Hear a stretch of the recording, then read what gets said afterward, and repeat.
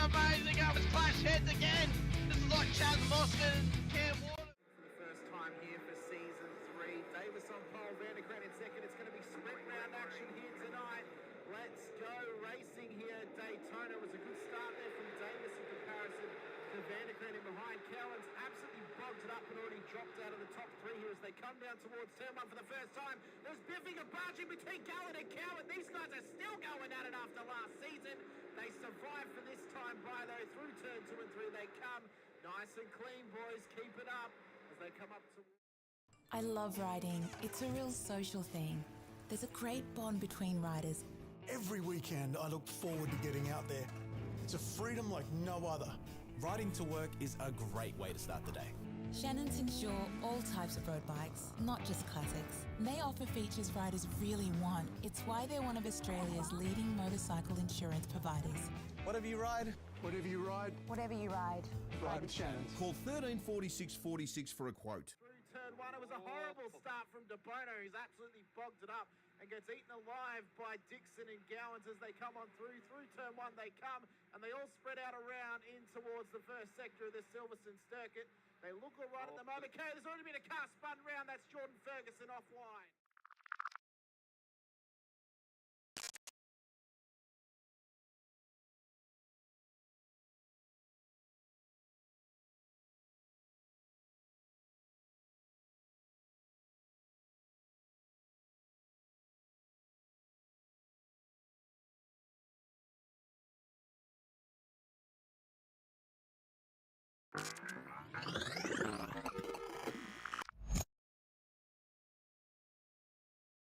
Is green, green, green at Road Atlanta here as well. Faulkner did get away. De Bono is tucked in as well. Unfortunately, Houghton is on that outside line. De Bono does want to tell him to do. He's got the job. De Bono's overtaken. Now can he get Ben Faulkner up through turns 2 and 3? They go round the right-hander, dropping down the hill. Faulkner's out in front. De Bono second. Houghton third. Ratcliffe in fourth. No real dramas going into turn 1. We've always had a few cars. They're all special. The T-Bird. Oh, that's mine. The Combi for when we want to get away. The XR8. It's going to be a classic.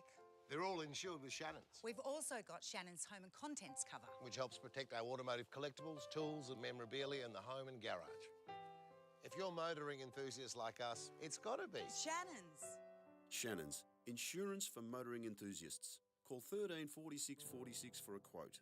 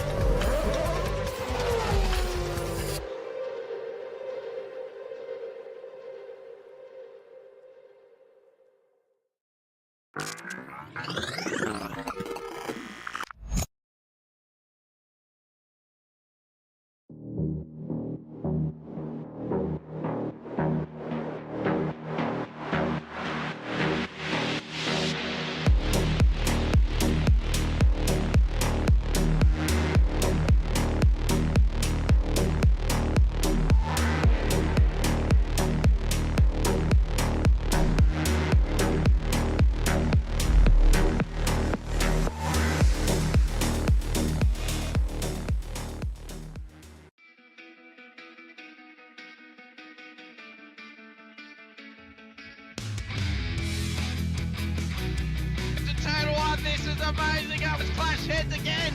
This is like Chaz Mostert and Cam Waters, almost the same situation. Better contact going down the hill. Sam Noble wants to sniff on Dave Coleman now. Sam Noble bottle right now because tell you what, Bruce Tanek and Jamie Dyke just absolutely drove away from us. Hayden trying to go around the outside. This is where he could have just sent it up the inside, but he hasn't committed, which is fair enough. It's very scary out there, ladies and gentlemen. Let's see if we get a good run. Dodds just absolutely thinking, but it's a really nice move. Blake Delaney had to move out of the way.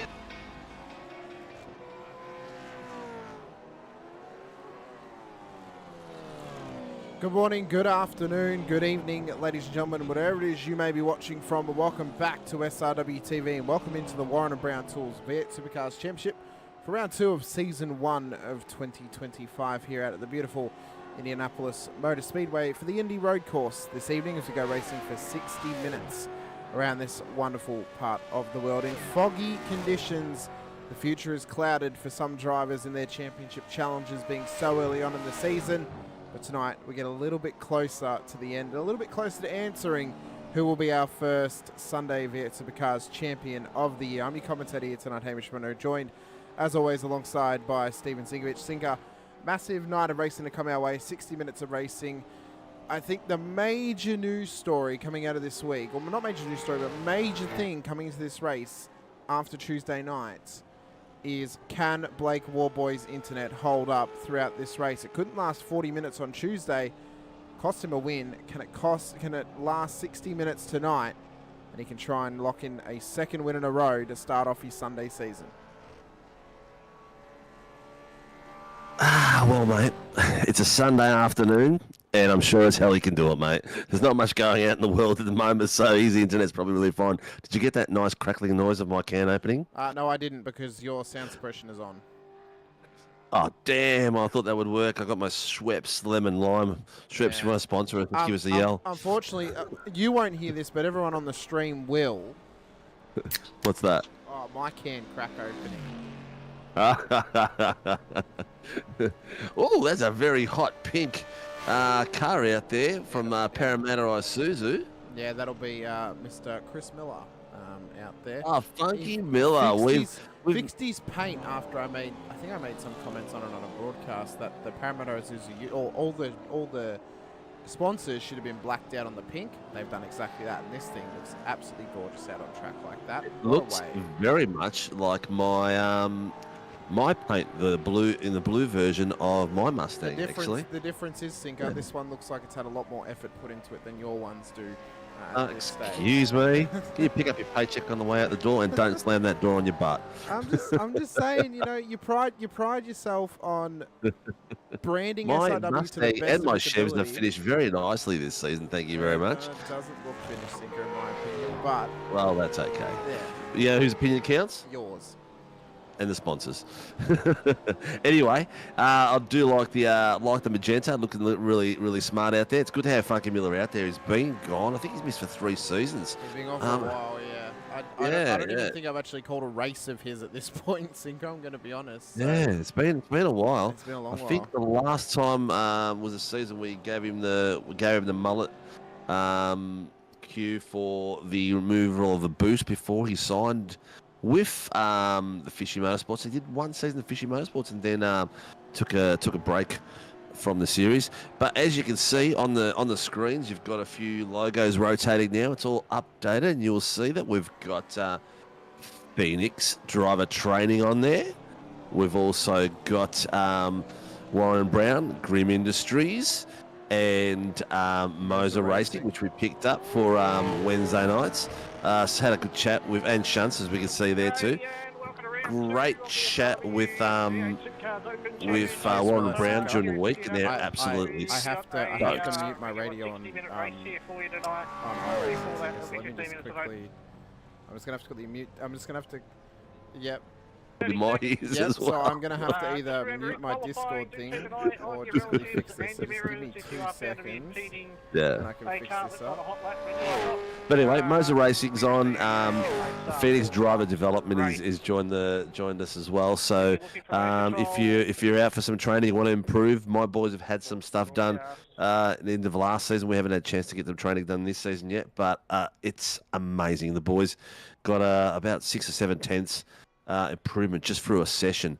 And as you go on and you practice a bit further on, it gets even better again. A bit of foggy out there, and Barb's is going through some final training with the guys and making sure everyone's hunky-dory and got their rules updates and all the sort of things we've been posting out there lately about driving through crashes and all that sort of thing. So it's going to be a lot of fun out there. Tuesday night was spectacular out here.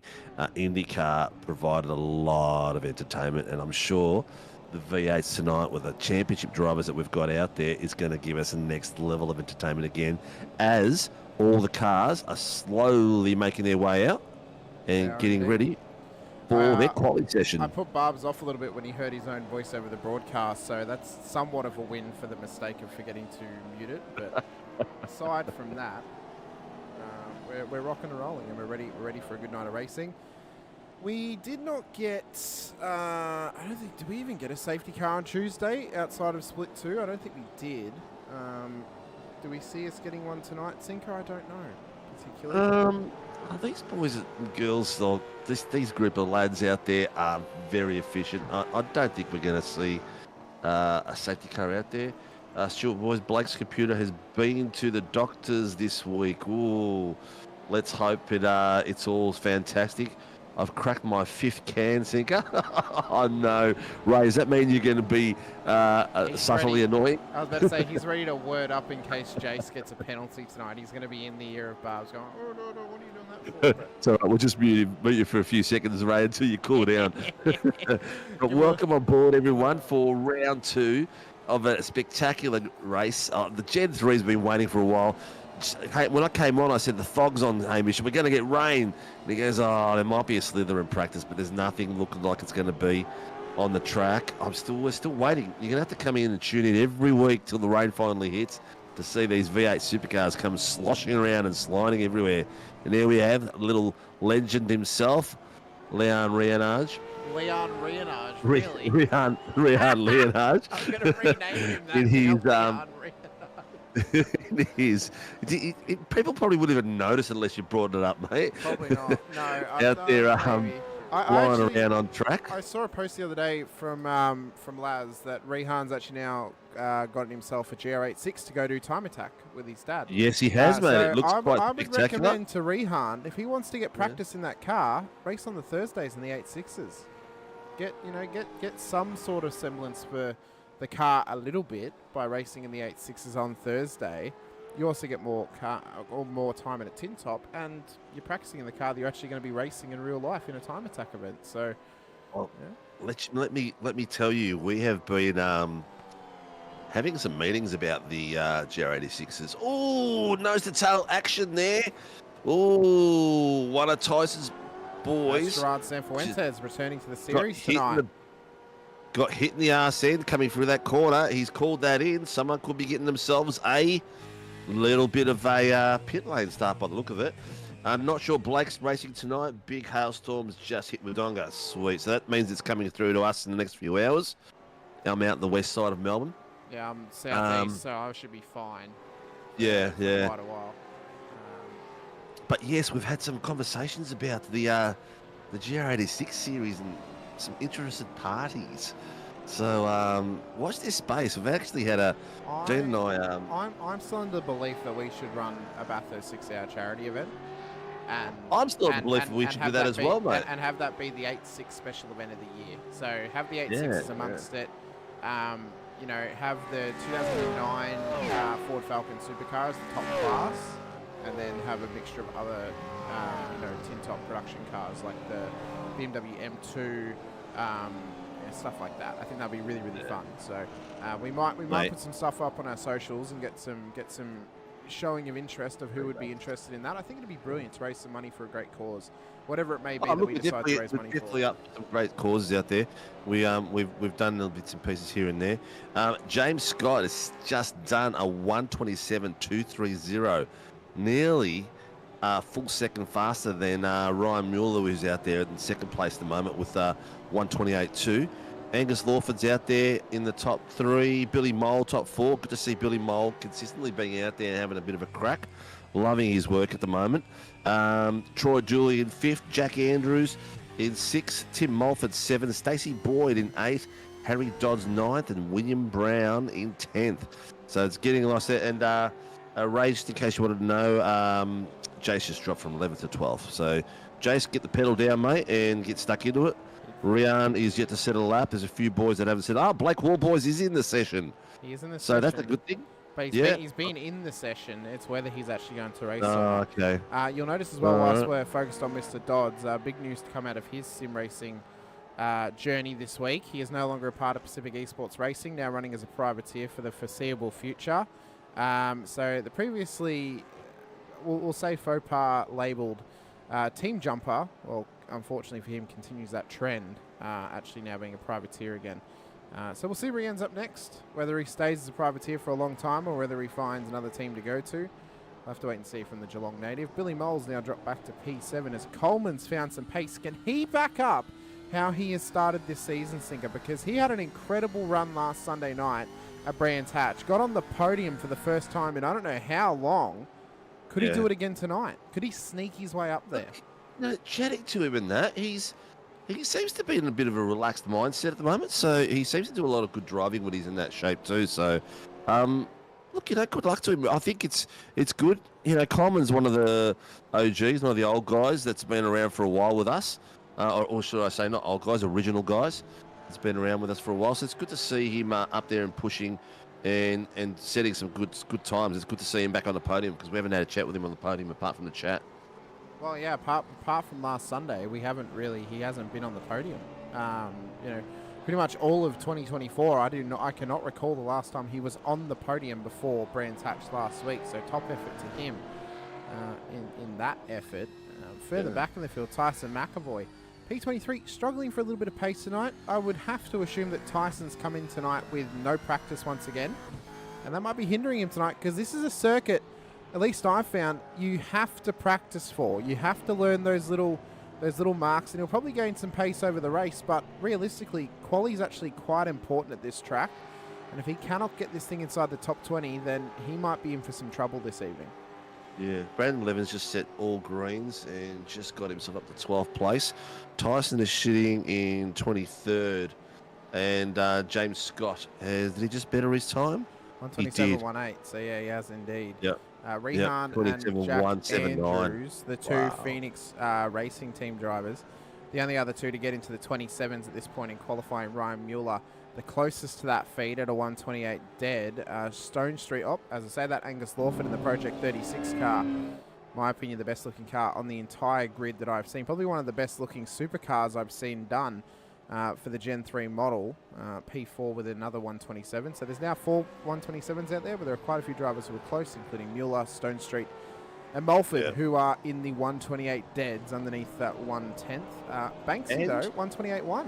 Done well. Yeah, he's doing really well. And we know that you don't, just because you finish in the top 5 doesn't mean you're going to win the race either. Exactly right. We've had some rotation and some incidents and people you think back to last missing week, pit lane entrances and the stuff like that. moment with Angus, Rehan and James Scott last week in the feature race that got Warboys the win, cost all three of them. That one moment. What happened to any of them out there? I believe Jason Douglas. Downstairs tonight. Yeah, downstairs. I believe we've got downstairs Barb's tonight. Leakey and Mr. Matty Keane. Matty Keane? Yeah. Barb's Leakey. So we've got the full qualified team out there. So we've got people in training at the moment. Stephanie Piccoli, Mark Cochran, Sam Kutakazinos in training. Kyle Gretsch is been away. He was up at Bathurst, and I believe his car broke down the way back. It did. Yeah, he put a mod on his gearbox, and when you know it, it broke on the way home. 2.5 hours out of Bathurst. Don't put mods on things when you got a big trip. Nothing frightens a Triton unless it's a transmission. Just come on. But also, one thing I did find out as well is he's actually now started a new relationship. So he's going to have to try and reel himself in to, hit his regular commitments of race control, whilst also battling his new relationship as well for Kyle Gretsch. But you've been in a relationship for 3-4 weeks or a month or whatever it is. Now you're giving relationship advice already? I'm not giving relationship advice. I'm saying in general, get some balance in there. Look, it's if you're out there and you're watching, please like and subscribe. It really helps us. We've had some amazing numbers come through and actually subscribe in the last week or two. But yeah, please come in and do all those fancy things. If you haven't subscribed and you're watching, please do. Reach out to family and friends. Get them to come out and watch these legends out there. They deserve to be watched at high volumes. They put on a great show for all of us. Board now with Blake Warboys. He attempts a lap here in qualifying. This could be his first time lap in the session. 5 minutes to go in quali before we get to race start. The good thing for these drivers is being that it's a normal round, they won't get cut off at the 15 minutes like last week. They just have to start a lap by the time the 15 minutes is up. They do not have to finish a lap by that 15 minutes. So for Warboys, he's got a good 5 minutes to try and start a lap and then get it finished afterwards. So he could still find himself up the pointy end of town. We know he had good pace on Tuesday. It's whether that now reciprocates to these, I believe, slightly cooler temperatures here tonight. As you see there, 98% precipitation. It is an overcast day in Indy, but 22 degrees track temp. So it is prime conditions for these supercars here this evening. The tyres will be loving it. The cars will be loving it. And the drivers are able to push them to the absolute maximum, which has already been proved by James Scott, setting that 1:27.1 at the front of the field, outlapping Rehan Leonage by 0.2 of a second, currently for provisional pole. Yeah, doing really well. Doing well. Good to see Rehan getting up there and being competitive as well. The boys are going to have a great battle out there. Jack Andrews has improved considerably as well. It's good to see him at the pointy end. Yeah, I think it's good to see him in this strong team dynamic now as well. As Warboys goes P4, so 1:27.72, already proves he has some one-lap pace in him tonight. Let's see if that computer holds up throughout the session. Jace Douglas at the moment, P21 on the road. I saw we had a question from Travis Drinkwater in the chat. Oh yeah, P21 at the moment for Jace. I believe still running as a privateer since he is running last year's Chico Rolls livery of the Erebus team. Yeah, and I think Ray Douglas is having munchies because he wants Jace to throw the Chico roll in the fryer. Can you tell he's had 5 cans already? Oh, but a mistake though from Jace is going to wreck his lap.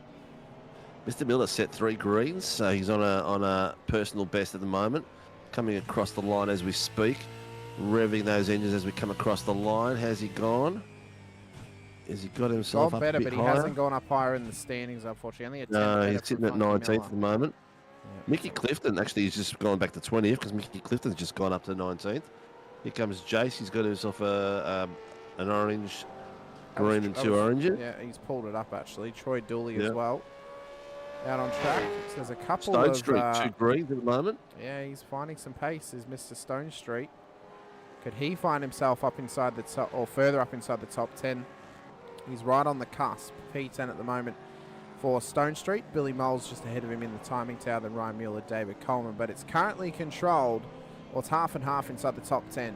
Camaros and Mustangs, but 5 of the top 6 are Mustangs. There's only 1 Camaro at the top, and can you guess who's driving it? It's James Scott. So, you know, we talk about a bit of parity, but to be fair, it's still pretty well split, actually. You look at the top 20 cars, there's an even split of both car types as Stone Street goes P8 on the road. In qualifying, pulls it up to reset it to his next lap. Lawford, though, just pips. Blake Warboys goes P4 in the session. What can Warboys do across the line? Is this now going to be the next push lap for the WKMP Sim Sports driver and the defending champion here on the Sunday nights? It was a 1:27.72 was his last best lap times. That was his last clean lap time that he did. This next lap is going to be his push. We'll keep an eye on him throughout this lap time, Sinker, because, well, he'll be wanting to try and get it further up the order and get back onto that second row of the grid if he can. Yeah, 100%. This top 10's got some very fast names in it. And any boy that's in this, any lad that's in this top 10 is put their head up and pat themselves on the back because the level of drivers in this series for a Sunday night is pretty special.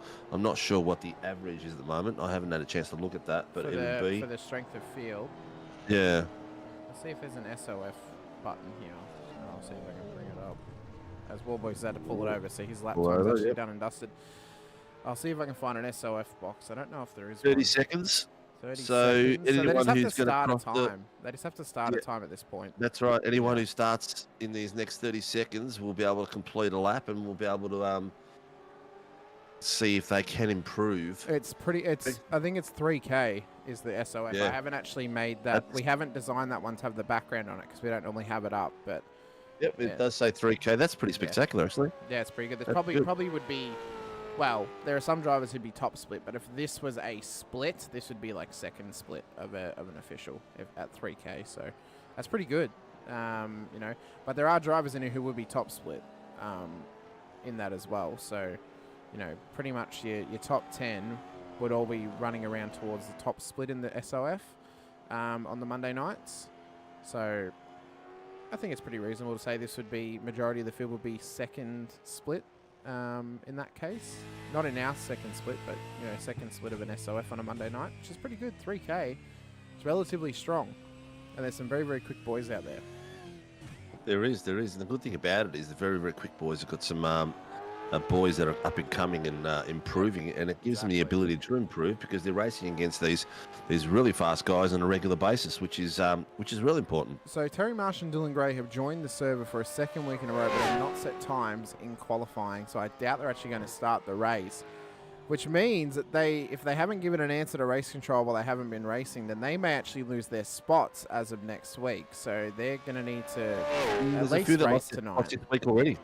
Yeah, well, that's on Tuesday more so than Sunday. Oh, no, Sunday as well. Sunday as well.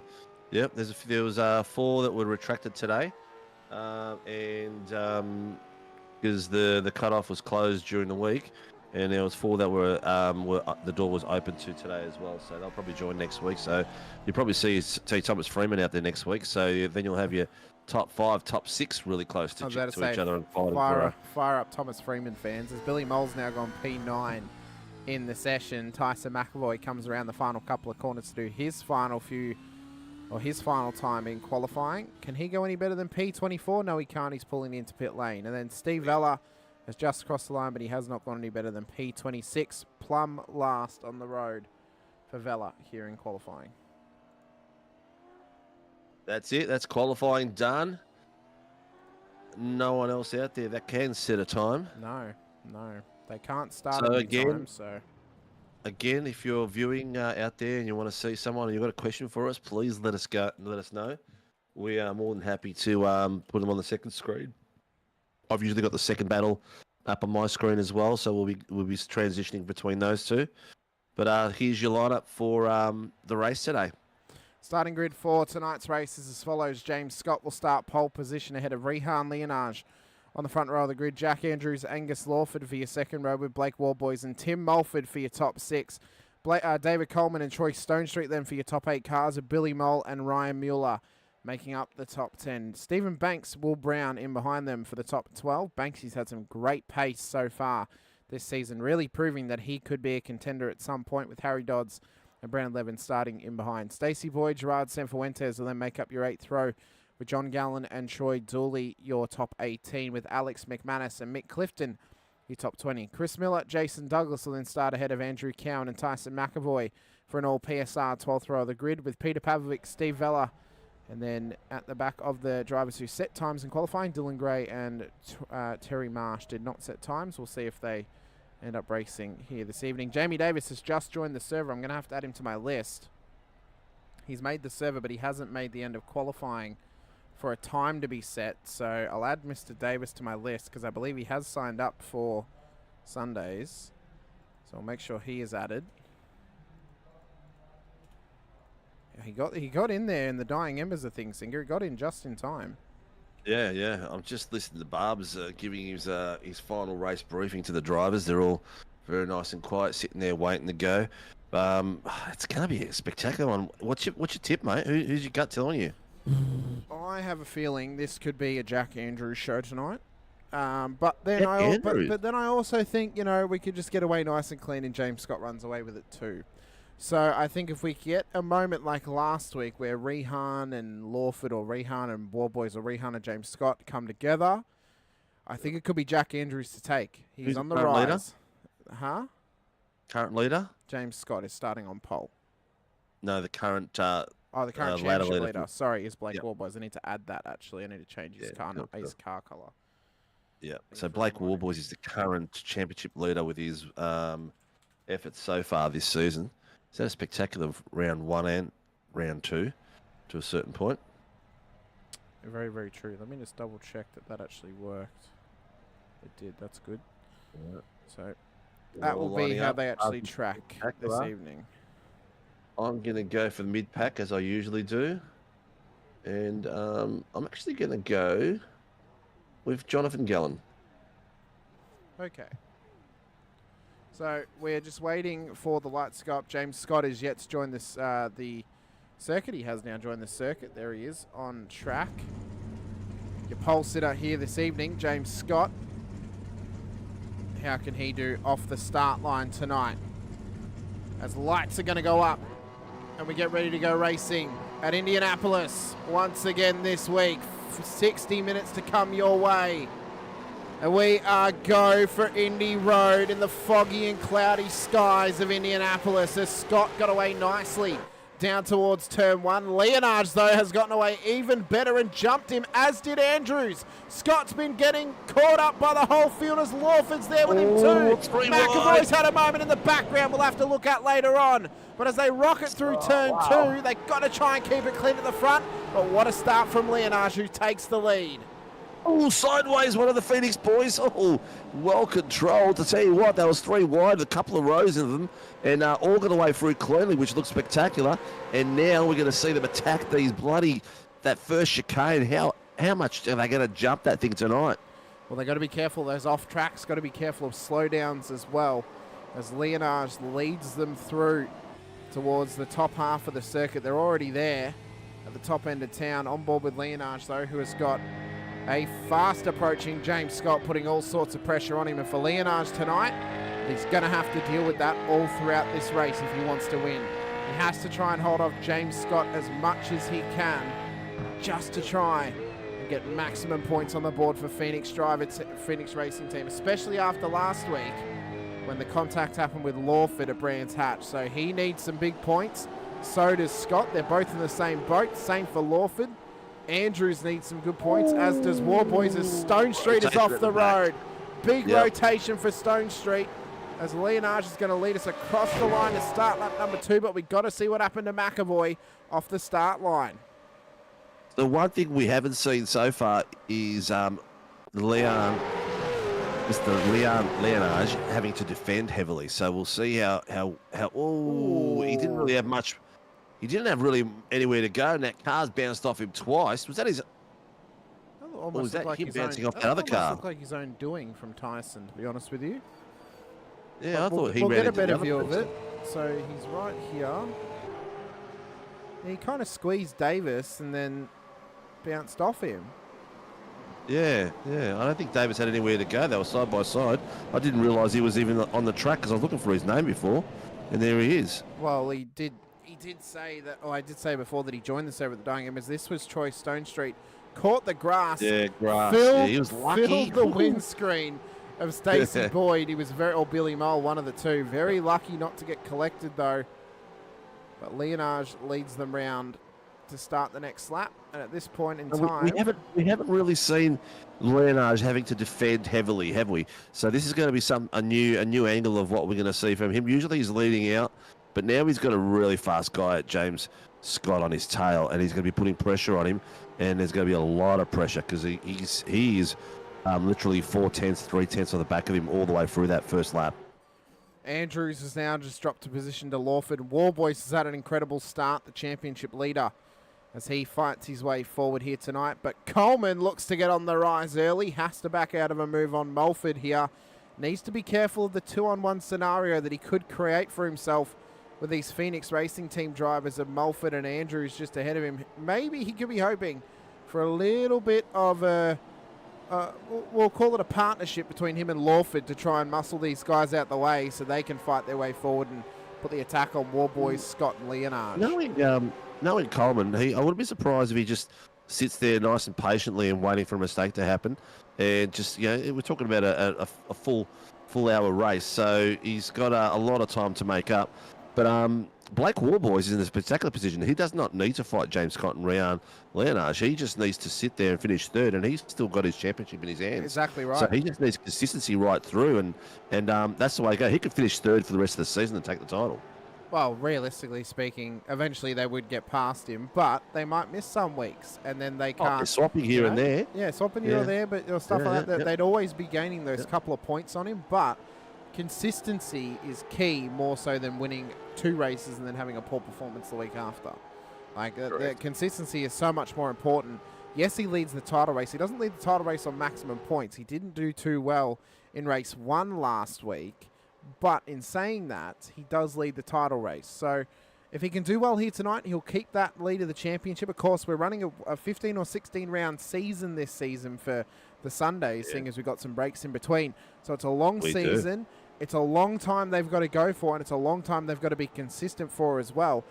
But that brings me to my next question, though, Singer. How many drop rounds are they getting? Are they getting 1, 2, 3? Are they getting none? Like, what's that situation like for these guys? As I'm aware, we've only got 1 drop round still, so we haven't gone and given them any extra. They've really got to be out there to contend for the title. Well, I suppose when you've made it available to them by not running concurrently with Pro Series or Scops, then there's not really much else they can do other than miss it for a family event or a work event, pretty much. I mean, if they're available on a Sunday, they should want to be coming and racing, because there is some absolutely cracking battles all throughout the field. The one at the front with Leonage and Scott, that's just the tip of the iceberg. Of course, you got Andrews battling with Lawford, though, as Coleman and Mulford come together in a massive blow-up. So those guys were they were tangling a little bit there, Sinker, and it's all blown up between them. Yeah, 100%. It's good to see nice close battles, man. I'm loving this like crazy. I hope the viewers are enjoying it as much as we do. Oh, so that looked like Mulford got a bit loose. Coleman then obviously running a bit wide, drifting a bit wide, and they come together. We'll see what race control say about it, whether either of them are at fault. But apart from that, these battles are looking absolutely epic at the moment. There you see Dodsey inside the top 10. So incident with Tyson at the beginning of the race, no further action. Just to give the viewers a heads up, next week we are at Detroit Belle Isle, and then we have a bye round. So that following Sunday we will have off, and then we'll come back to a normal race. It's pretty much the last Sunday of each. It's pretty much the last Sunday of each month. We have a week off. At the moment, yes. Yeah. It will change as it goes on. But that's how the calendar is looking at the moment, so it should be pretty cool. Everyone should have a lot of fun, and our drivers should have a lot of success out there in other racing as well. I've got the bottom screen there with Funky Miller and the boys down there. Jace Douglas is chasing him down, putting a lot of pressure, but the times across those back guys are very, very close.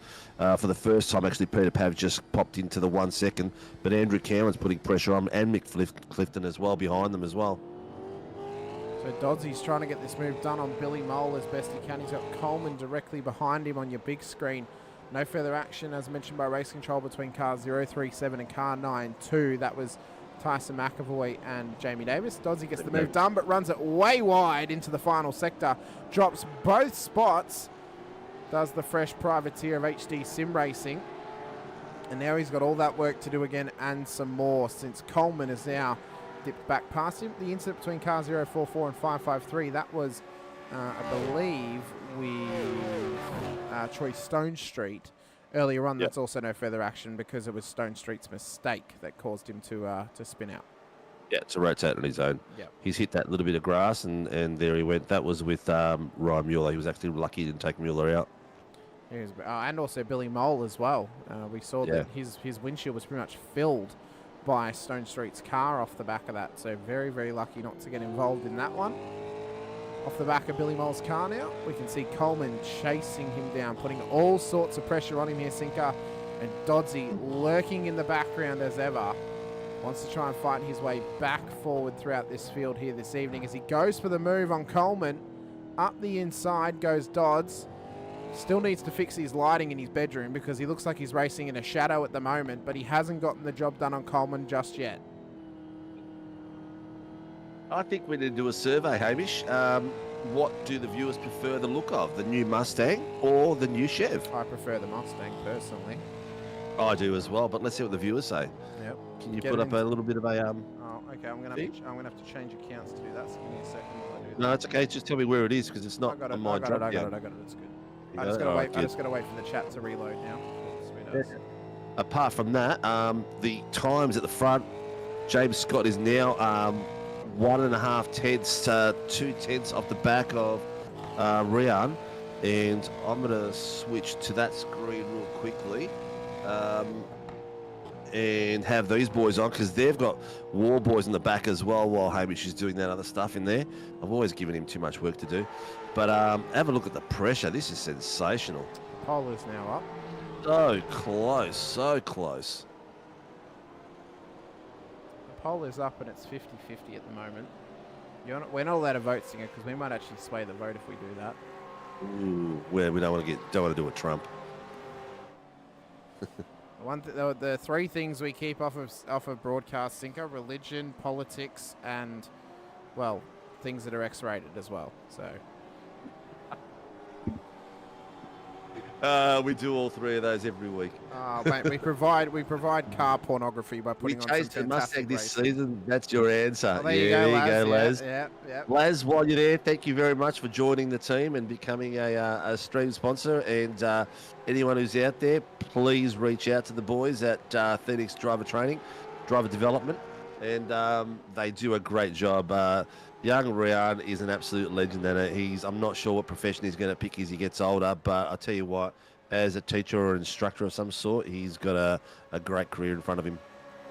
Maybe even become a facilitator for like the police force or something, Sinker, maybe. I don't know what his passions are. Who knows? He's only 14, 15. He's got a long way to go before he decide where he's going to go. But look at James Scott sticking the nose in there, really putting some pressure on now. He is getting himself in a position for this back end.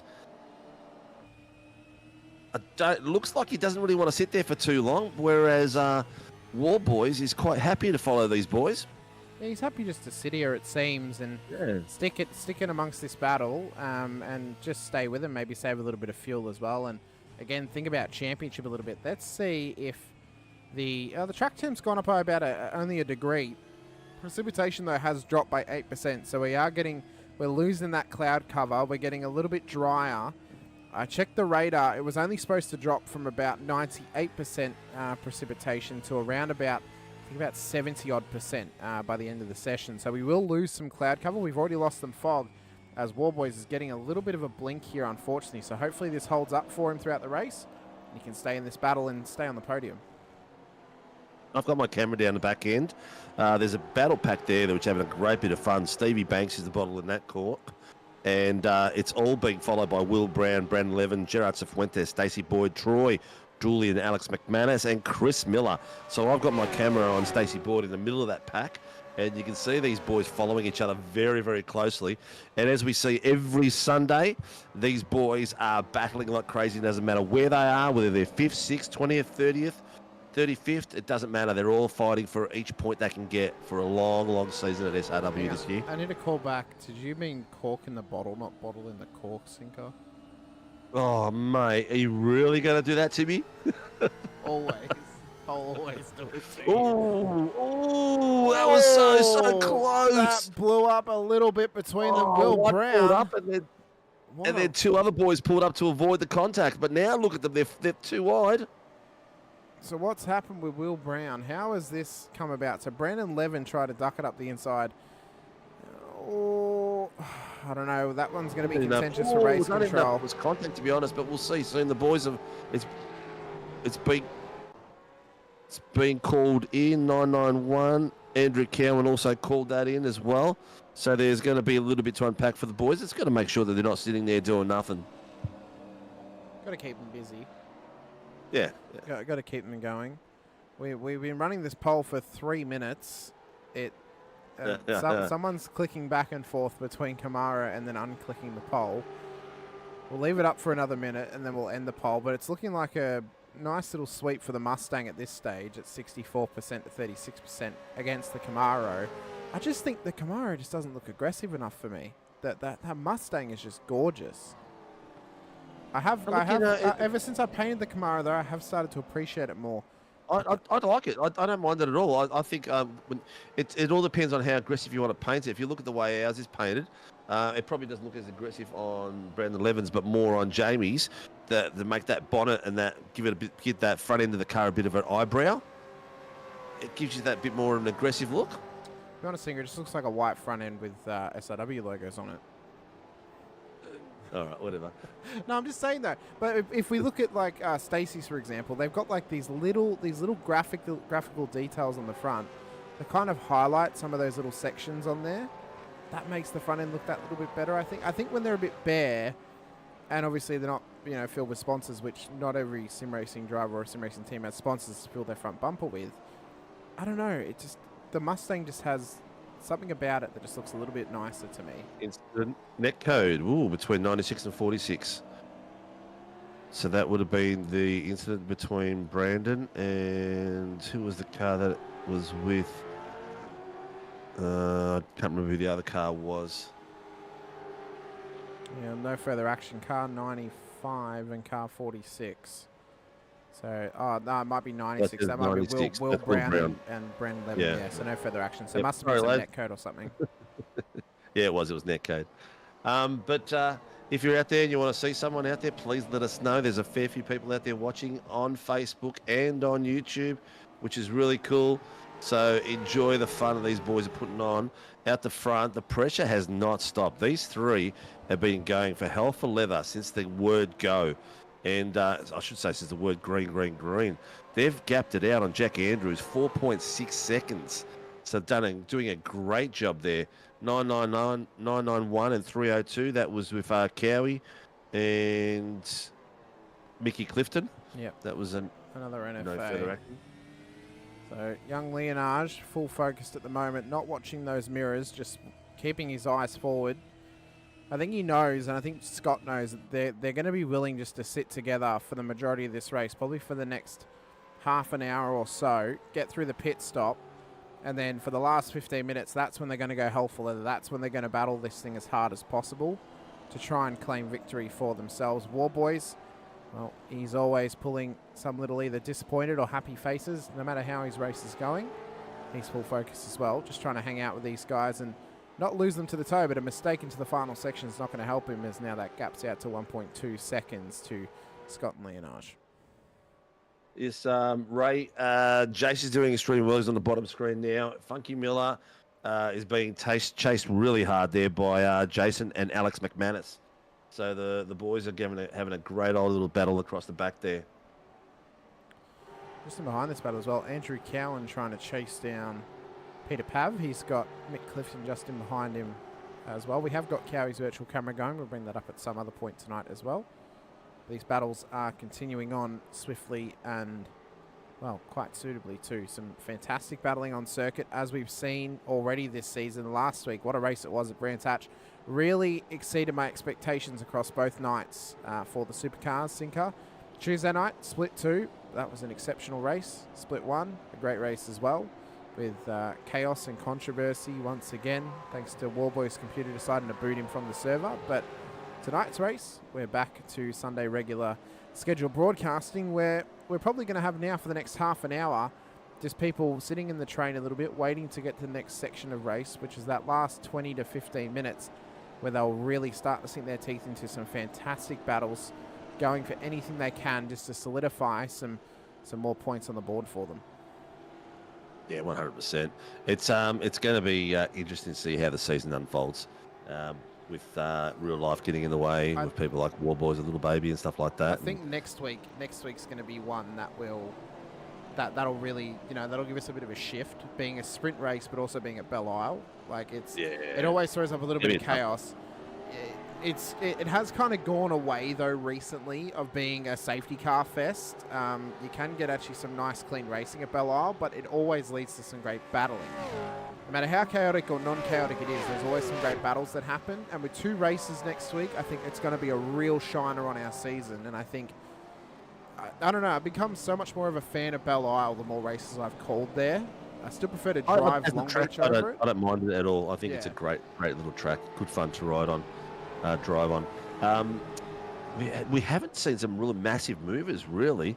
The common denominator looks like 7 places, which is Chris Boyd, Jason Douglas, and Peter Pav.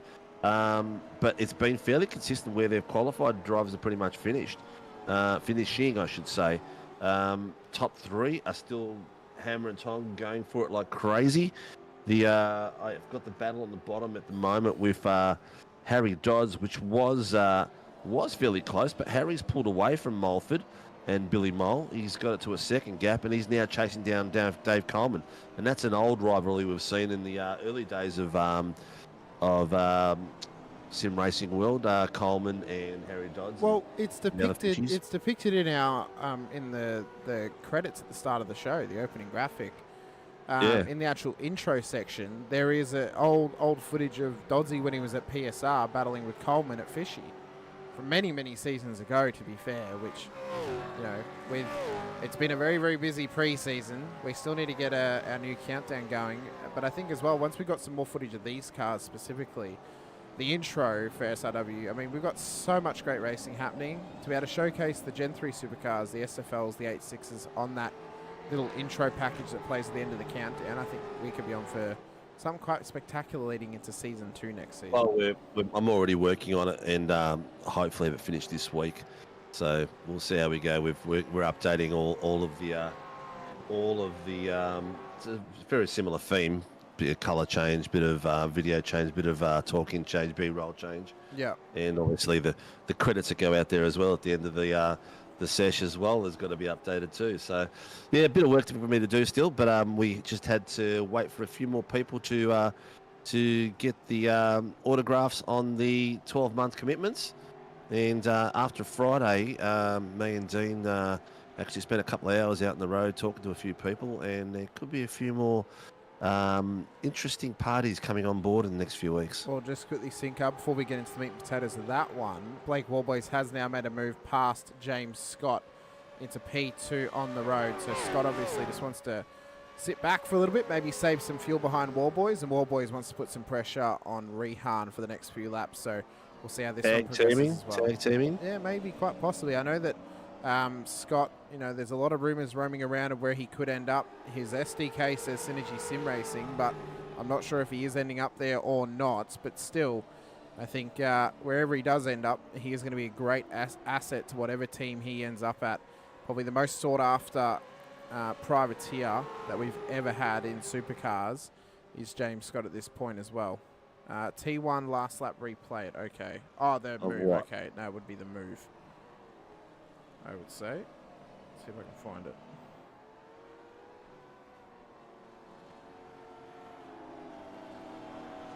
Turn 1 last lap. Is it this one, Barbs? It would be this one. Very good. Thank you for letting me know, Barbs. So it was down here, turn 1, braking zone. Up the inside from Warboys. That was a nice move. That was a good job for Warboys. Scott pretty much had nothing to do about it. He was up the inside and past him. So that was a very clean move from Warboys. Well, we just missed something else, because while we're watching that, Rian's lost the lead, and and James Scott is now in second place. So we're showing replays and missing the action at the moment. But let's see how that came about too. Oh, let's have a look. Let's see what's happened. If you want to click over to this battle sync, once you've clicked over to it, I'll hit on the replay to see what's actually changed about this lead and how this lead change happened as well. What happened to running your SDK syncer? Come on. We had this sorted at one point. So this is how the move for the lead happened with Warboys on Leonage. So he lined it up down the back straight towards turn 7. Leonage covered the inside line, under brakes, backed out of it, did he? Or did Warboys get this done around the outside the long way? Oh, this is a great move, an aggressive move from Warboys, and he got it done. But Leonage did not give it up without a fight. He did not want to lose that position syncer to Warboys, and Scott just muscled his way through. Yeah, I think it was time Scott thought, yeah, you know what, this is reminding me of the big long road on the peloton for the bikes. Everyone's taking turns of leading the cars and burning some fuel. As Laz just says, a bit of fuel-saving games. Yeah, for sure. Looks like it could be. They're all probably fuel-saving together at this point. Yeah. Trying to make it a one-stop race for themselves. And go Rian's still the fastest lap of the 1:27.806. So that's not a shabby speed at all for race pace, considering that the fastest lap for qualifying was 1:02 in the twos, I think it was. Yeah, really Look at the draft Scott's got. I think Scott's thinking of it's my turn to have a bit of a look now, because he's right up the back. He's got the draft. He's got a bit of side-by-side. Has he gone too early? No, he hasn't. And Warboys has think he's let him have that. He's like, yep, it's your turn, mate. Let's fuel save a bit more for me, because I think at the moment, out of the 3 cars, the benefit of the drag so far has gone to Warboys. He spent what, 1 lap in the front post. Well, he sat behind both of them for probably maybe 15 minutes of the race, so yeah, he's had the major benefit. Oh, catching grass though, nearly sliding, and it's not going to help him. Yeah, is James Scott going to try to pull away now? We're at the 24-minute mark, so we're coming up to the halfway mark. We're expecting pits probably another 10 minutes or so. And then from there, we'll see how the strategy unfolds. Something's happened with Gerard Sanfuentes down at turn 1. What has happened to the PSR driver? Has he compression locked? He has compression locked down there. And then watch this. He's been out of the car for a while. He has indeed. And then watch that. His teammate Andrew Cowan had to take evasive action, and he ended up off the road as well. Looks like Cowan must have overshot the break point as well, because he was wide to start with. No, I think he knew he was there. No, that he was caught the curb. Code Brown. Yeah, Code Brown. Code Brown. Yep. Oh, and in his mirrors, you can just see Jamie Davis flash past as well. It looks like Jamie wasn't too far off from Cowan too. But I tell you what, consistency out there. Jack Andrews is he's got it back to 3.5 seconds onto Warboys, and these guys fine. James Scott has now pulled away to 1.5 seconds, so he is trying to pull away and gain an advantage through the pits. Warboys is hanging on to Riyadh at the moment. Angus Lawford is slowly catching up to Jack Andrews. He's got that down to 2 seconds. Ryan Mueller under a second, and David Coleman, fuel saving, sitting there just around 5 seconds behind Ryan Mueller in 7th place. So Dodsey in pit lane, no fuel save for him. He'll take his first stop of the race. So 25 minutes in, he would have hoped to have tried and gotten to the half-an-hour mark, but he could not quite get there at this stage for Dodd. So he's up on the jacks. We'll see how long the stop is for him here in pit lane as the mechanics go to work on the HD Sim Racing machine. I wonder how many phone calls Dodsey had to make to get a whole new pit crew set up for his privateer entry here tonight, because this time last week he was a part of PR. Oh, he probably got cousins, family, and friends. They're all sitting there in the pit crew at the moment, waiting for them to come through. Oh, most definitely. The other thing as well, that we're talking about fuel strategies a few seconds ago. The other thing as well is looking after the front tyres. Yes. That is a big key on this track as well. Very setup dependent as well, Sinker. So how you set the car up to suit those front tyres. Correct. Because we mentioned it before, the way you get the most pace out of this car is riding those rears as hard as possible. So balancing the rear wear plus the natural front wear of the car based on your setup, very difficult balancing act. 100%. And from what we're hearing so far is that the front are the ones that go first. And when you see a big long straight like that, and then a really hard under brakes right-hander, then left-hander, then right-hander again, it puts a lot of pressure and load on these tyres. It does, and especially with these longer straights, the heavy braking zones of turn 1 and turn 7, that's putting a lot of load on those front tyres, less so on the rears. So if we watch here with Chris Miller as he approaches up towards turn 7 in a moment, we can kind of watch how little load's actually put on this rear right-hand tyre under brakes as he crosses the curb. So now he's on the fast run down towards turn 7. So you see he's now crossed back over towards the left of track. See how unloaded the rear gets right before brakes, and you can hear the clutch putting in. He's trying to save fuel, but there's so much less, pressure being applied to those rear tyres under brakes. It's all on the fronts, and that is where drivers need to be cautious. If their car's not set up correctly, you'll notice they'll lock quite a fair bit. It's a much higher percentile on the brake bias now. They're now up above the 60% range on the bias. Previously, you're running only just above 50, maybe between 50 and 54, depending on your setup and on your track. So there's a lot more pressure being put on those fronts.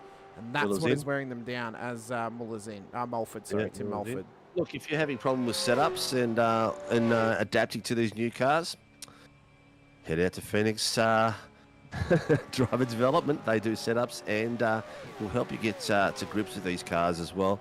But also, the best way to get a grip is get a good steering wheel in there. And Moser Racing is a pretty good package to look out to. That's a pretty great package from Moser Racing. And also as well, if you're looking to fill a new toolbox to put into your sim room, Warren & Brown Tools have got you covered on that one as well, Sinko. They do, mate. They do, very much so.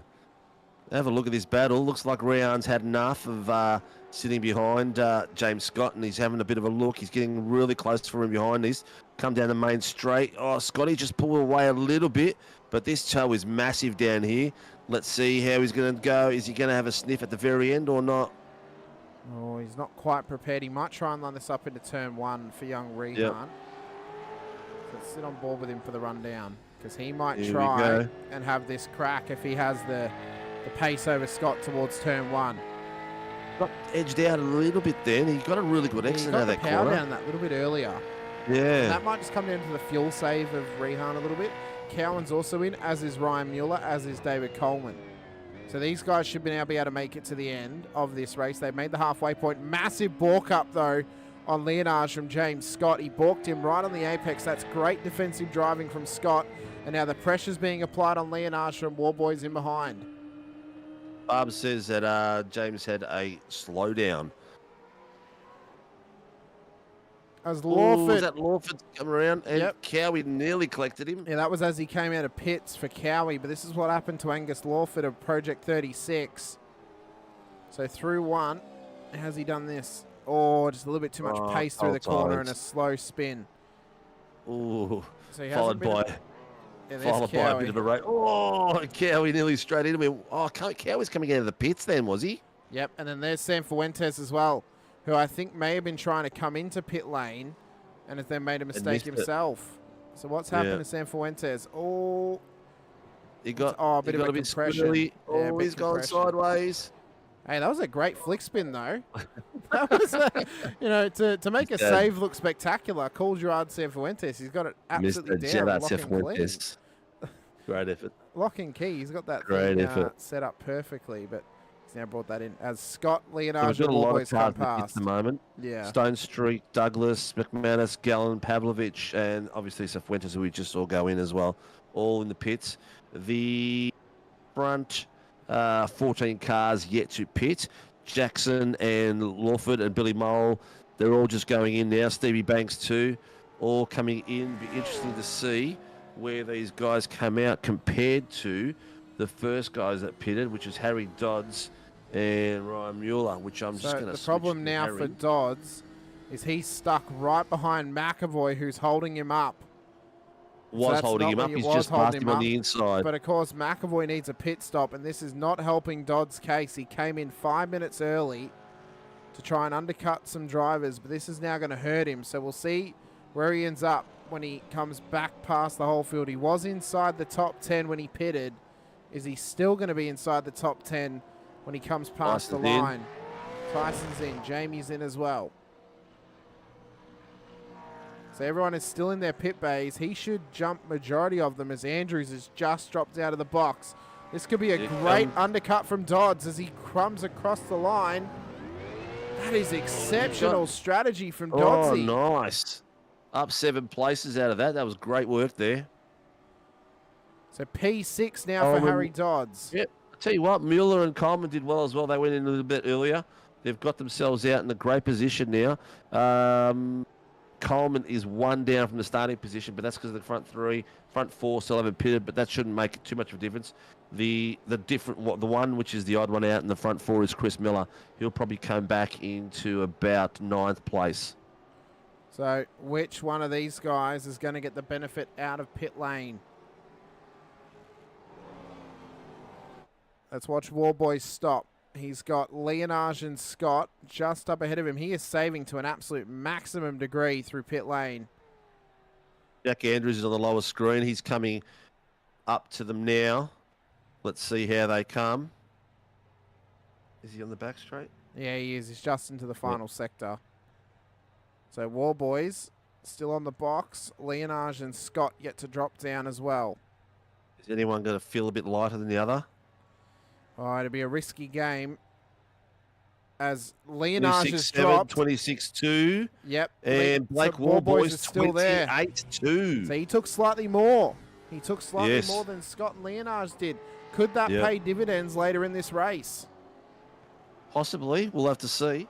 But Jack Andrews did extremely well. He got himself. He didn't lose a fair bit of time. He was.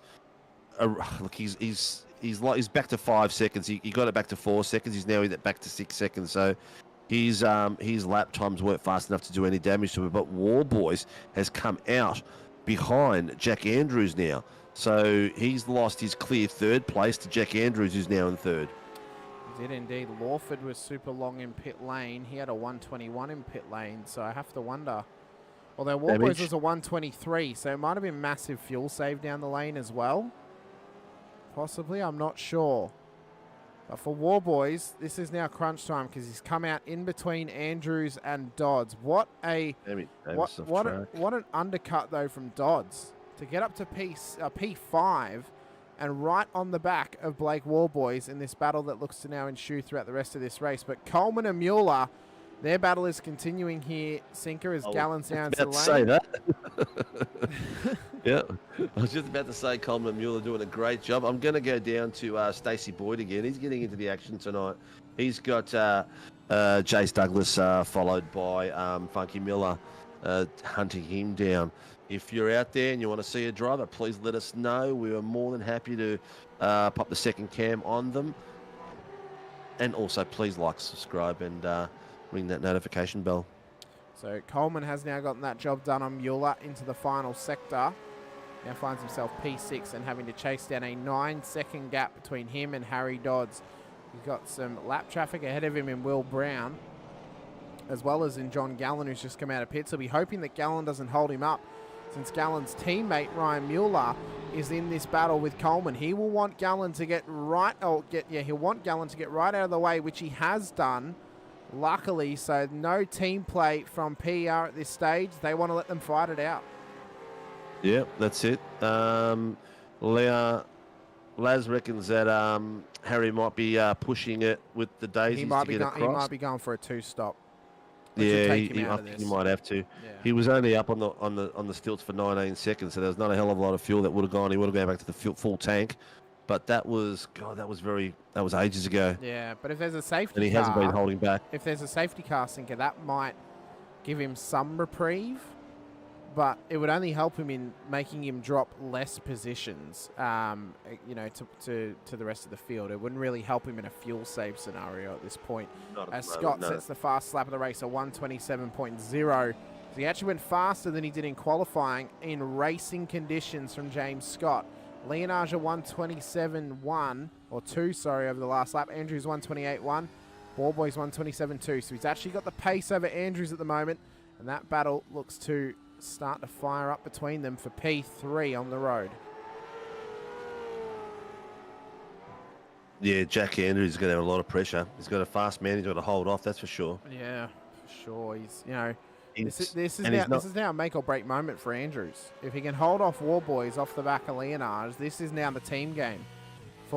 This is it. Where's Jack's level at? I know he's progressed a lot over the last 12 months and under the tutelage of the boys. But has he got the defensive skills at the moment for War Boys? War Boys is a seasoned veteran, and for a young man, he's an exceptional driver out there who can do both defend and attack. Well, I know for Jack, he's come out of a team environment into this new team for Phoenix Driver Development, formerly with DK Motorsport. He's got the inside line. War Boys up the inside. Andrews lets him have it. That's a smart move there from Andrews.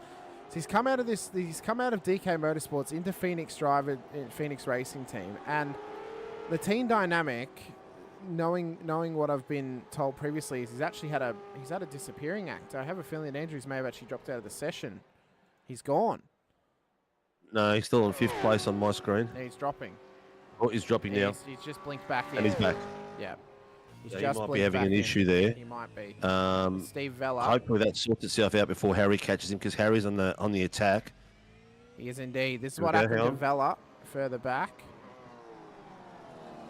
He was Velo like just pulled that in. So he went out wide. Or actually, Velo, that's a rejoin from you. That's actually that's probably his fault. Yeah. I think that might be on Steve there. You know, it's all right to let the leader through, but you've also then got to be aware if you go off track that you have to rejoin safely. What I was about to say is he's bottom screen. Funky Miller and Jace Douglas having a great little battle there just behind that car. I'm just going to switch it back to one car back. Here we go, Jace Douglas and Funky Miller. Funky's just got around him. Great little bit of work there. But these guys have been up and around each other all night tonight, so putting the moves out there. They have indeed. You know, they've been stuck together like glue all night, pretty much. You know, they're like a racing fan and a Chico roll. You cannot separate them on track at the moment. The biggest mover tonight is actually my boy Jamie Davis. He's up at 11 places. He did start right at the back, though, well. to be fair as well. If Davis had actually qualified, he'd probably be around the top 15. But that is still an exceptional run from him to traverse through the field and actually fight his way through the field. This is another great Jamie Davis performance out on circuit. Yeah. He's had a bit of bad luck of late. Yeah. Brandon Levin's had a very quiet race. One of my boys is again up 2 places. A few people are having just really consistent runs out there, like Coleman, just sitting there having a great bit of fun. Here we go. Ooh, 005 and 152. That's Angus Lawford and Steve Vella. And Steve Vella. That will be investigated after the race. I think that's actually 012. It's Sanfuentes and Vella, more so. So that's what that is, and that's from the rejoin from Vella there. So we'll see what race control picks of that post-race and see how they feel about it as well. As Andrews now just started to drop a little bit of time to war, boys. Just quickly back to the point I was making before. I think being in this new team environment for Jack, a lot more drivers around him, but also just a lot more drivers that can help him develop as a driver as well, is really going to pay him dividends throughout this year. You know, he's come from a 2-man crew to what feels like a 10-man crew in Phoenix. So I have a feeling that he will continue to develop, and he may even be a race winner by the end of the year. Yeah, 100%. 96 has just called something in. Will Brown has called something in at the back straight, I think it was. That'll be this moment with John Gallen down towards turn 7. So Gallen's well alongside him. That's, well, unfortunately, from a single view, that's on Will Brown. Because Gallen is alongside him before turn-in. So... Yeah, well, again, hard one to judge from the single line we've got, but that's what it looks like at the moment. But that'll the boys will unpack that downstairs. Let us know what's on your mind, peeps. Oh, battle's heating up, Sinker. Mueller goes back on the attack on Coleman, up the inside at turn 1. So they've now swapped positions once again. The 553 and the 640 of Mueller and Coleman. These guys are going at it tooth and nail. And they're having a great fisticuff out on track. Yeah, 100%. I was just about to mention it too. At the front, we've got the boys have really gapped out. James Scott has gone 4 seconds on Rian. Rian has gone 6 seconds on Blake, but Blake's had Jake behind him for a while. And he's got a bit of pace back in his car now. So let's see how that happens with, what do we got left? Just on 18 minutes, 17 and a half minutes pretty much. Yeah. So probably a good... So still a long way to go. Probably a good 15 laps or so, I would say. Maybe 14 laps in this Yeah, one. it's good a lot of time for a safety car. It's very true. There is a lot of time for safety car. Barbers is over the radio. What's he saying, Sinker? No further action between 96 and whatever the other car was that I called out before. That was with Will Brown and John Gallen, which we suspected it would be. Yeah. Just of our single view. Although race control would have gone to every view possible. You know, rear chase, front chase, look at the steering wheels, all that jazz. And they would have come to that determination through quite a lot of investigation as Will Brown's under pit lane. And I have a feeling that might be his race over, Sinker, if he's coming in at this point. Has he had a pit before? He has? Yeah, it was a long one, which I assume he had a penalty for something. But yeah, I have a feeling that he may not rejoin the circuit tonight after that one. But we'll see. Hopefully he does. It's good to have Will out on track with us. James Scott's in the lower cam. He's He's having a great little run on his own. Is Angus damaged? It's a bit hard to tell. We can have a look at him for you. He looks okay at the moment. Doesn't seem to be. I haven't seen him in any incidents apart from him rotating on his own. I haven't seen him do anything crazy out there. He had some great pace earlier in the week in practice. I've seen him in a couple of practice sessions of this track. Yeah. Had some great pace. I just think maybe either there's something wrong with the car or maybe he feels a little bit off tonight. I don't know. Maybe not happy with the setup. Maybe, just in a world of his own at the moment, though, unfortunately for Angus. But hopefully he can get back into the top 10, continue fighting his way forward in this championship this season as well. He's got Steve Banks just ahead of him at the moment, who is just inside the 10. He's trying to chase down Billy Mole and Tim Mulford. As Coleman and Mueller continue their battle down the straight in behind, there you see it. Mulford and Mole battling as well. There's a couple little one-on-ones happening inside this top 10. These are two of our closest battles on track outside of Jamie Davis and Alex McManus further back. Yeah, there's a good. This pack here is going to join soon. They're all very close. I've got just Round doing his own thing on the bottom camera. I gave James Scott a bit of time, give him a bit of time. Then we'll give Blake a bit of time and work our way down the field because the boys are gapping out slowly. Our main battles really is, like you just said then, Mueller and Coleman, Mulford and Mole. Mulford and Mole, sounds like a band. It does. And McManus and Davis. Speaking of bands, Cowie now a one-man package up in the Brisbane area in Queensland. So if you see that Cowie's playing a gig, go give him some support up there. Plays a lot of local pubs and clubs and stuff like that. So go check out Cowie. Do us a favour and throw some underwear at him. Yeah, do that for us. But we need SRW branded underwear to throw at him, Sinker. Keep it on brand, Get all the sponsors on there. Brand. Or bras, we're not sexist here. No, we're not. We could do a whole set if we really wanted to. Doddsy's Jamie even Davis is looks like he's about to make a move on McManus. The suspected double stop for Dodds is happening. So Doddsy's now into pit lane for his second stop of the race. So he will now drop further back down the order, and that's the only problem with being the only one who's committed to the two-stopper, is that he has natural regression to give up by the way of about 35 seconds of stopping in pit lane once again. Let's see how he comes out. Looks like he's going to come out behind Brandon Levin, Stacey Boyd, Chris Miller, Jace Douglas. Yeah, actually probably even amongst this battle possibly, because he still hasn't actually dropped off the jacks yet. Here he is. He's just exiting now. So he's just exiting pit lane is Mr. Dodds in shredded in darkness. Dodsy really needs to get a light. Dodsy, if you're watching after the show, buy a globe for your room, please, because we cannot see you in the candlelight of your Geelong home.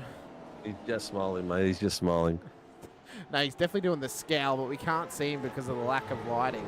He's come out just in behind Mick Rain's just hitting my joint. Oh, well, it was always going to hit yours first. It was always going to hit yours first. Oh, Dodsy's come out. Cold tyres, cold brakes. Oh, he's held it. Oh, somewhat held it, but it's definitely putting him off. I have to wonder if he's got the broadcast playing and he's heard us talking about him. He's still sliding. He's really put some heat in that rears. He needs to be cautious. He really needs to settle it down for a lap or two. Cannot push too hard on these tyres. You push too hard, they will overheat like nobody's business, and then they will be absolutely destroyed. So he needs to be cautious on these tyres. He needs to remember the brakes have come back down to temp because he's been in pit lane and stationary. So he has to control himself out there. Warboy's at the moment further up. He's in P3 at the moment. Looks to lock out. Oh, was more tail wagging then too. Yeah, who was that? That might have been Dodds, although Cowan, Dooley have now caught the battle between McManus and Davis. That's Cowan shaking the tail feather out there. Looks like Davis has got himself some PSR boys on his tail. Yeah, they're chasing him down. He got 4 of them. Or 3. Yeah. No, he's got 3 of them behind him because Mick Clifton's out there of XSR. Just like to remind Tyson McAvoy that my boy is leading all your boys. Where is Tyson? He's in there. Oh, he's up one place. He's up in P23. Yeah. Not been a fun night for Tyson. 13 places by Jamie doing well. Funky Miller, back on track, up 8 places. Good to see, and Jace Douglas behind him as well. Now that battle we saw of Billy Mole Banks, that's all opened up again. Well, it was 3 of them fighting. Banks has just fallen off the back of that. So Mulford's got Billy Mole and Stevie Banks chasing him down. And Coleman and Mueller, their battle continues as well. Yeah, that's been on for most of this race, hasn't it? It has. These guys have not been separated thus far.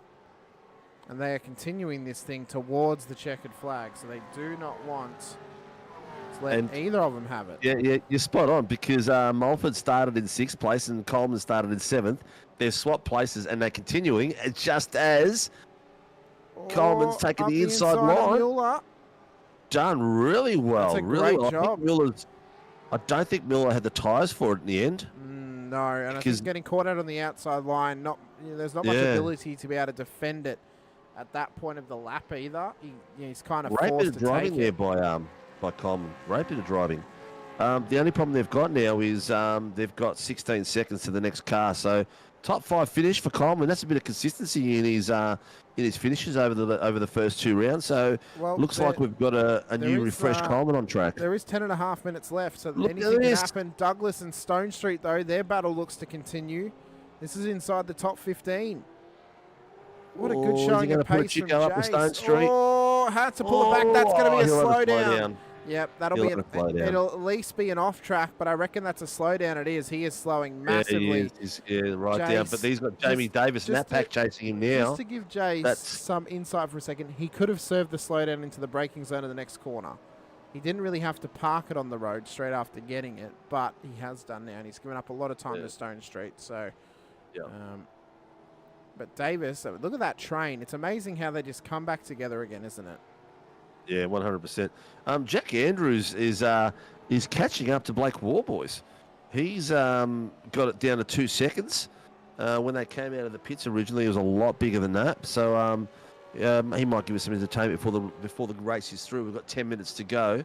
So with current laps of 1:27, we can expect at least, 6 or 7 laps to go? Yeah, very well could do, as Will Brown has just exited pit lane once again. Oh, not Will Brown, sorry, Steve Vella. He's just come out amongst this battle. He has to back out of it. He'll let them all battle it amongst themselves between Mueller, Coleman, and co around them as well. Sorry, no, this is the battle with Billy Mole, Stephen Banks, Tim Mulford, all in this battle. Lawford's in behind, so Vella does not want to be a part of this, as Dodsey's trying to get a job done here on Cowan into turn 1. Does so up the inside. Great move from Dodds. And now has to fire forward and try and make his way up towards Jamie Davis to get a battle happening for himself for P16 on the road. But he's got 2 more PSR cars to traverse his way around. Yeah, Jamie's got he's got a hell of a lot of work to do at the back there. I've got that camera on them at the moment. Where are you on Harry Dodds? Now you've got it as well. Okay. We'll keep it on this one for the moment, Sinker. We're trying not to overuse the double cam too much this season, remember, so. These guys have been putting on some great fun out there. Oh, a little bit close. Lucky he backed out there. Where's but Davis has now dropped a spot, though, to McManus. He might have a slowdown, because Dooley's also going to come past, and now this puts Dodds in the hot seat to get past him as well. Oh, are they going to go 3 wide? No, Dodsey's smart enough, just backs out of it at the moment. Oh, but there's contact! Contact with Dooley's off the road from Dodds. That could be a penalty for Harry Dodds. No, it looked like he was already rotating, didn't it? No, there was definite contact there, Sinker. I saw the knock. Okay. Let's have a look. He's really struggling with that car. The rear end's everywhere. See that little knock? No, that was net code. That was net code. It was net code, but I reckon that contact was going to happen regardless. Yeah. We'll leave that to the boys down there. There's definitely net code down there involved, so you can see the cars struggle. So Mueller's now actually started to drop some time to Coleman here. He hasn't really been able to gain back that 6/10 that he's now all of a sudden lost. And Coleman's, well, he's got 17. He's got a lifetime ahead of him to catch up to Andrews. So right now the focus for Coleman is solidify the top 5 finish for himself. Billy Mole, Tim Mulford, Stephen Banks, their battle continues on as well. For P7 on the road with 7 minutes to go in round 2 here this evening. The boys have not disappointed us at all. The quality of the racing tonight has been exceptional. It's good to see them all fighting around. It's been great to see. There's been some great battles throughout the field. Beautiful. I think next week we're going to be in for something even more special. It's a slightly shorter lap length, obviously concrete barriers, possible safety cars. I think next week we're going to be in for an absolute cracker at Belle Isle. I think it'll also level it out a bit as well because you can't cut too many corners. A lot of these pros know exactly where they can cut, how deep they can cut without getting a slowdown. And unfortunately, you can't cut a concrete barrier. Well, you can if you've got a power saw, but that does not come bog standard on a supercar. No, not unless you get...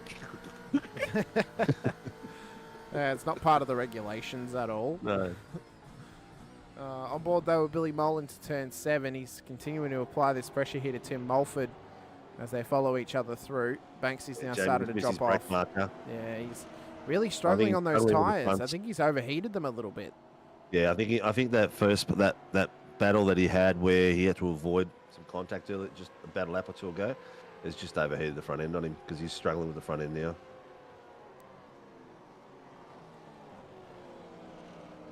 Now Coleman is back under pressure from Ryan Mueller. So 5.5 minutes left for Mueller to get a job done and get that PR car back inside the top 5. Coleman's trying to go defensive. Only has 2 moves. Remember, Mueller, though, what a run down the inside towards turn 1. So they're going to swap back again here, Sinker. Oh, Coleman, though, he's slightly ahead of turn in. Mueller did not want to go deep under brakes and force the 2-wide scenario into turn 1. I think that was a smart move because he's looking after his tyres. He knows he's got 5 minutes to go. And these guys have been battling as much as possible. And in the last couple of laps, whoever's got the best and freshest tyres out of these two is going to be the one that wins it. Yeah, it's whoever's, as you mentioned, got those fresher tyres. Well, not necessarily fresher tyres that aren't overheated. Of course, low fuel in the car, you do get some good pace out of it, but you need the tyres to carry you. Doddsy, has he got a penalty? Yes, he's got himself a drive-through. Yep, not surprised. As Mueller's now back past Coleman, got the job done at turn 7.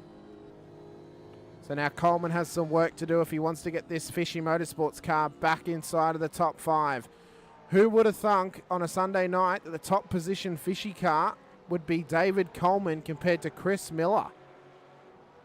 What a job from Coleman. He has improved and gelled with this Gen 3 car like nothing we've seen from him before. This is some great driving from Coleman this season. I'm excited by this. It is. Yeah, a few minutes ago, we were watching the battle for most of the race was Mulford and Coleman, but once Coleman passed him, he's left him for dead. He's 5 seconds away now. So he's got himself a battle into 5th and 6th now, which is really impressive.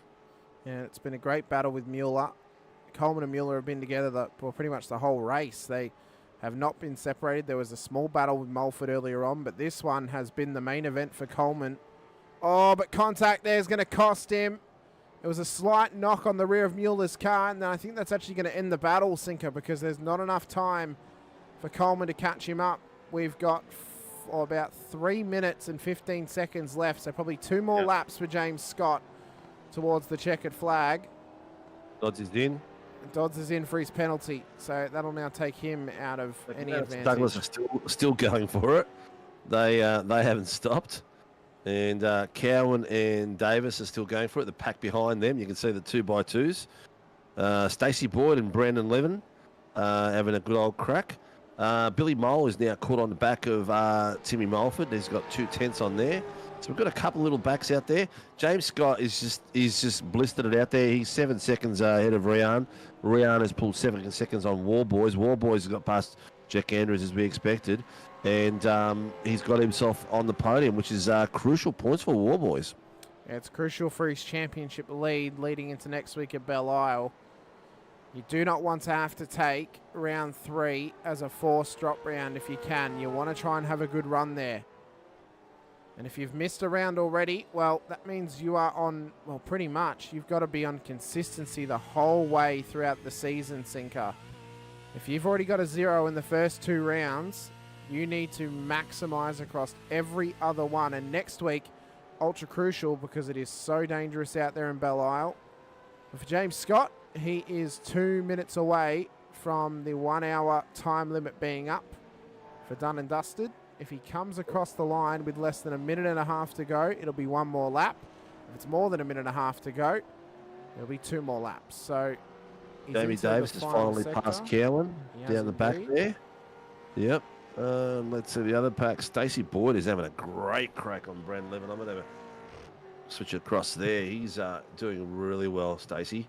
So it should be 1 lap to go for James Scott as he crosses the line with just under 1 minute and 20 seconds left on the clock. It's been a dominant performance. He started the car on pole, lost it early to Leonage. And then it was him, Leonage and Warboys doing a little dance for the majority of the first half of the race before the pit stops. And then after that, Scott just broke away from them and they were unable to catch up to the back of him in the 088 machine.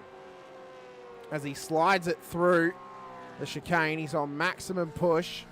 He's 6.6 seconds ahead though, Leonage, so he does not need to push so hard at this point. He's having fun. He is. He wants to push this car as hard as possible as he traverses through the top end of the circuit. So a dominant display from James Scott. He will make up for lost points last week. We saw him take the win in the first race last week. They missed out on some crucial points in race 2. So these are going to be good for his championship hopes here this evening as he comes in towards the final sector. There's 15 seconds left on the timer. Jumps the curb in towards the final few corners. 10 seconds to go. So it is well and truly the final lap for James Scott as he traverses the final corner. He looks to take the sole victory of Indianapolis for himself here this evening as he crosses the line. P1 on the road once again. He puts the pressure back on Warboys and Leonage in this championship fight as Leonage crosses the line P2 and Warboys will continue to lead the championship into Detroit Belle Isle next week. And we go running for sprint round action on the streets of Detroit. What a great bit of racing there. Sunday night, what more could you want? Sit back, watch the Gen 3 V8 Supercars, Warren Brown V8 Supercar Championships, and watch some amazingly fast guys battle it out. Well, this battle's still not ending though, Sinker. Final lap dash for some. Mulford's got enough pace, though, over Mole. Banks is not quite close enough, so they're going to end up with Mulford to Mole to Banks to Lawford for your top 10. Mueller and Coleman were just in behind each other, just up ahead the road. Andrew's locked in P4, so some good points for him as well. Brandon Levin will be P11 on the road. Interesting. Levin is in P11 here this evening. Stacey Boyd will finish just in behind him. Chris Miller will come across the line in P13. He had some great battles tonight. Stone Street P14. And Jace Douglas, who's had a moment at the back of the circuit, has come back on the road just ahead of McManus. So I don't know if there was contact there or what, but he will now come down towards the line to lock in a top 15 finish for someone who wasn't very confident about signing up for Sundays. Well, Jason has had a great run here this evening. Yeah, it's all about coming out there and having a crack. We've seen a lot of guys that come out and just have a crack and improve dramatically racing in this field. Oh, who's that going through the pits? Pav. That's Peter Pavlovic. Did he need to? Must have had points or something. Yeah, might have done. Or he might have just decided because of where he is that he's already technically finished the race, which I think they have. They have, so they actually came across the line after Scott did. So, Warboys, though, that was a great run from him. P3 on the road this evening. Yep. And once again, will still lead the championship. Great little mini battles that we saw as we raced through the Mulford and Coleman. We saw Jason Douglas having a lot of little battles there with McManus, so he's won his little battle there. Few little ones that we came through later on. I think Tyson's came past Gallen as well, so there was a lot of little things that we watched all the way through tonight that was a spectacular bit of fun. Awesome racing, mate. What is our top finishes for the night? Well, we'll bring up our provisional race results here this evening for the only race of the evening here on Sunday night. 60 minutes of racing. This is how they ended up. James Scott, P1 on the road ahead of Rehan Leonage in P2 with championship leader Blake Warboys making up your podium. Jack Andrews, Ryan Mueller for your top 5 with Dave Coleman, Tim Mulford, Billy Mole, Stephen Banks and Angus Lawford. Your top 10. Brandon Levin, Stacey Boyd, Chris Miller, Troy Stone Street, Jason Douglas made up the top 15 with Alex McManus, Jamie Davis, Andrew Cowan, Mick Clifton, your top 19 cars on the finishing list with Troy Dooley for your top 20. Peter Pavlovic, Harry Dodds, Gerard Sanfuentes, Tyson McAvoy, John Gallen, Will Brown, and Steve Vella all finished a lap down on the leaders. We've already got our P3 in the green room at this stage for Mr. Warboys. We'll drag him in for a quick chat in just a moment's notice as we get his camera set up here as well. And we'll have a chat to our championship leader in P3 of WKMP Sim Sports, Blake Warboys. Mr. Warboys, a podium on the docks here tonight after a disappointing end to your Tuesday race earlier this week at this circuit. Sorted everything out now, and you'll still lead the championship into the next round after this performance as well. Oh, that's good. Yeah, computer seems to be going all right. Touch wood.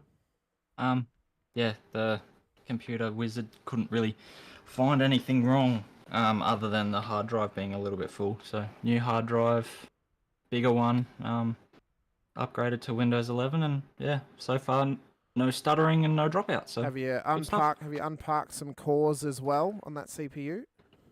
I had. I've got to double check now that it's got a new hard drive and everything. Excuse me. That yeah. Thanks for reminding me. I'm glad to remind you of that one. I did it myself today, but to walk us through that race, because obviously yourself, Rehan, and James are working together a little bit at the start of the race just to save some fuel, swapping and changing the tow, and then pretty much it came down to the pit stops. You had a very long pit stop compared to them. They were out of the box almost 10 seconds before you were. What was the reasoning behind that longer stop in the end? Well, come into it tonight with basically one lap of practice, so I didn't know what sort of fuel mileage I was getting. Couldn't remember my numbers from Tuesday, and yeah, sort of went with the boys. Got a bit bored sitting in the tow, and so started to mix it up, see if I could make them use a bit of fuel. So just threw it up the inside, see what happened. Ran out of fuel halfway down the pit lane. So clutched it all the way into the box and then overfueled. So yeah, I just wanted to throw it in there and have some fun, you know. I was getting bored. Did you wake the little one up with the swearing when your internet went blitz, the computer went blitz on Tuesday night? No, but I think she was already awake because Jem brought her in. As soon as I saw her, I had a smile again. So there it is. It's that the endorphins go in, the smile comes out. As soon as you say that little giggle, that's it. It's all over. Yeah. And how's your feeding technique, mate, going? Is it you got the AFL footy grip with the bottle? Oh, she's not on the bottles yet. Yep. So far. She's still be on the boobs. She's only only fresh one. Well, you can't help in that category, mate. Nah, not yet. I just go, Mum, she's hungry. You know? Palm her off, you know. Handball. How's the sleeping going, mate? Pretty good. Only waking up twice the last couple of nights. So far, so good. Blessed. Yeah, she's doing good. She's and doesn't cry too much so far. Touch wood again. All right, definitely touch wood, mate. Slap as much timber as you can. Mate, fantastic effort. You're at the top step of the ladder, continuing through. Belle Isle, how are you feeling about that? Yeah, got a pretty good set. In the officials, I was able to keep up sort of with the Lobs team. So a bit more tweaking. We seem to be burning up the rear tyres now instead of the fronts. So probably going in the right direction. But yeah, we'll hopefully be able to get in a few laps. Yeah, we'll see what happens. Got to practice for the 12-hour as well, so we'll see how we go. And the week after that, you got the week off. We've got a bye round because I think Scops or Lodgies are on, so you'll be able to do that without any stress. Who gets Warboys on track, mate? So big shout out to WKMP Sim Sports for all their help as always. Troy for jumping in with SRW as well. Stone Street Plumbing, Croc Promotion Carts Australia, Super Cheap Auto, the Super Cheap Group, Pool Guys Adelaide, Barella Cabinets, LGC Images, Dave 37 Racing, Warboys Motorsport, Send It, Don't Bend It, and Ampere. Very good, Blake. Well, great job tonight. Congratulations on P3 and continuing to lead the championship. Best of luck next week when we head out to the concrete jungle of Belle Isle. We'll see how well you can survive amongst those concrete barriers. Yeah, we'll see how we go. I'll go check my cars now for some hail damage. Fingers crossed they're all right. You'll be right, mate. All right, we'll chat to you all right, dude. Take care. See you guys. Bye. Next up, we have our P2 on the road, the young Rehan Leonage, who finished just ahead of Mr. Warboys, of course, and had his camera on offer here tonight as well. Rehan, P2 on the road. You had a ripper start, though, mate. Got yourself into P1 pretty much off the start line, and then how was that pressure from James for those first few laps, and what was it like being able to run around with himself and Blake, and just trying to save fuel at the same time whilst also being involved in such an intense battle? Yeah, start was good. Yeah, it was tough to save fuel with James right behind, and then obviously Blake caught up again, and then put pressure, and he really wanted to push, as we could see once he got past. So it was just about trying to manage between the pressure and saving as much as we could. And then, buddy, what do you feel you're stronger at? Chasing down or defending? Probably defending. I'm not great at overtaking. Is that because you're a bit cautious? Yeah, sometimes. Yeah. Well, so far all we've seen from you is attack and leading the pack out. With tonight it was a different perspective for the broadcast side of it for me and Hamish anyway. With James Scott hunting you down, and yeah, you seem to have handled it with no issues at all. Yeah, I felt like we kept him behind as best as we could, and then obviously a bit of a battle with Blake got him in front, and then yeah, the rest was just trying to chase him down. Nice. And on top of that, excellent race, but excellent, nice set of new wheels, mate. Yeah, thanks. It's a good car, just building it up. You'll have to. When's it going to have its? I was going to say you'll have to come race on the Thursdays, Rehan, in the 8.6 series. Get some practice in. Yeah, we've been thinking about that, but it's a bit tight for time on some weekdays. Yeah, well, you gotta. He's still at an age where he's got to put some school time in as well, eh? No, that's true. Well, mate, congratulations! Awesome racing out there, mate. Spectacular. Good luck with the new car. Keep us up to date when you're gonna get it out on track. I know I'll follow you on social, so I'll probably know anyway. But keep the boys informed, and thank yourself and Dad for jumping on board as a stream sponsor. It's been spectacular. Good to have you on board. And who gets you out on track and supports you? Yeah, I'd like to thank Hybrid Racing Simulations, Melbourne Hydrographic Stepper, Aramex Australia, DHF Tyres, RSW Graphics, Bubbles and Balloons, and Phoenix Driver Development. The usual V8 Supercars setups and coaching as well. And I'd also like to thank you guys for putting the show on, and all the drivers for turning up, of course. Excellent, mate. Well, congratulations. Great fighting out there. Looking forward to see how you go at Belle Isle next week. Yep, looking forward to it. Take care, buddy. Thanks, Riam. See ya. Next up, we have our race winner here this evening, James Scott. And I've got one important question for Mr. Scott. Where have you ended up, James? We want to know. We want to know what team you've signed with for 2025, because you're probably the most sought-after privateer in the entire field of supercars in Australia. Can you give us any little whisper of where you might have ended up? Yeah, it's been a little while. Can't say too much yet, but yeah, expect to hear something in the next, maybe week or 2 weeks at the latest. You haven't preemptively updated your SDK driver info, have you? No, I haven't. Okay, good. Usually I'm late with that stuff. So. Okay, because I didn't want to spoil it by having Synergy on there and then it'd be wrong. So, like, or it be correct and you're not willing to announce it yet. But a great race from you once again, of course. Put it on pole, but you bogged the start just a little bit. Rehan had a great jump. What was kind of the thought process? Because obviously it was a massive scramble towards turn one. Was it kind of just, let the race come to you again and then use your pace to your advantage to try and get up onto the back of him and try and work your way past him eventually as well?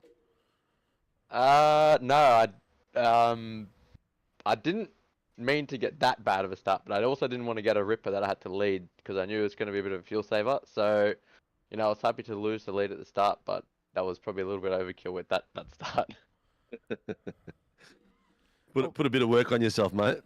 Yeah, no, I was in a really good spot, just saving a lot of fuel behind Rehan in the first stint, but then the pace really went backwards and Blake got past, which wasn't ideal, but luckily they sort of went side by side, and was able to get back up the inside into P2 and then eventually into the lead again, and yeah, it was good.